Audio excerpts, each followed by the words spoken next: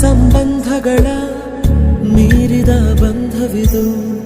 ಯಾವ ಬಿಂದುವಿನಲ್ಲಿ ಸಂಧಿಸುವುದು ಚಾಚಿ ತೋಳುಗಳನ್ನು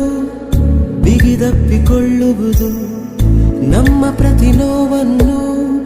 ತನ್ನದೆಂದು ಕೈಯ ಹಿಡಿದು ಹೆಜ್ಜೆ ಬೆಸೆದು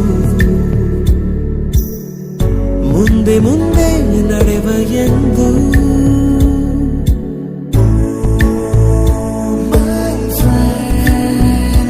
ಕಣ್ಣ ಕಂಬನಿಯ ಒರೆಸುವ ಸ್ನೇಹಿತ